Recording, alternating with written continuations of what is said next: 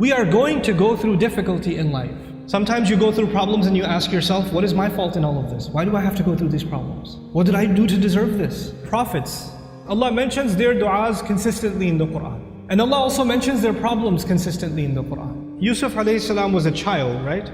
A child by definition is innocent. What did the child do to deserve being kidnapped? What has a child ever done to deserve being thrown inside of a well in the middle of the woods?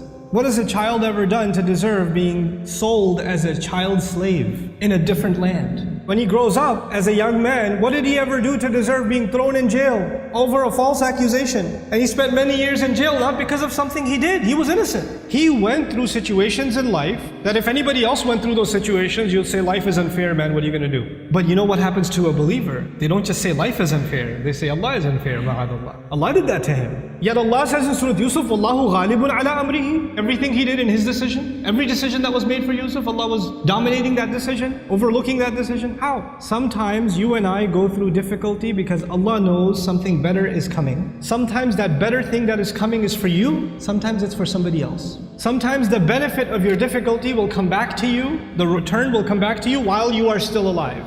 Sometimes the return is meant to come back to you after you go back to Allah. What happened with Yusuf alayhi salam? A father was separated from a child. It's a tragedy, isn't it? But imagine if he was never kidnapped, he would never be in the well. If he was never in the well, he would never end up in Egypt. If he was never in Egypt, he would have never grown up there and been thrown into prison. If he was never in prison, he would have never met those two guys he met in prison, whose dream he interpreted. If he never met those two people, one of them who got to live and go back to the king, and when the king saw a dream, a strange dream, he would have never said, wait, I know someone who can help interpret your dream. You know what that dream was? 7 good years in the country, and 7 years there's not going to be any crop, any produce, any harvest. People are going to starve to death.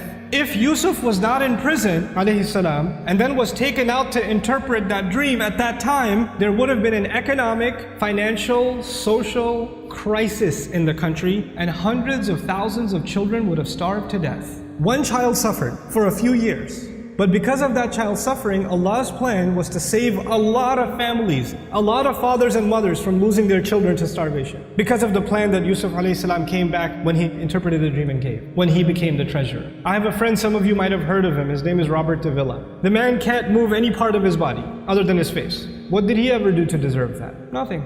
But how many people have accepted Islam because of his disability? How many people have just heard about that and have come back to Allah? How many people that were ungrateful in life, even though they were Muslim, they were only Muslim by name, and decided to submit their heart back to Allah because that man is sitting in a bed. His suffering, his pain becomes guidance for millions of people. Sometimes the difficulty you and I go through is actually a small price to pay for a lot of khair, a lot of good that will either come to me now or it will come to me in the akhirah, will come to me after I go back to Allah.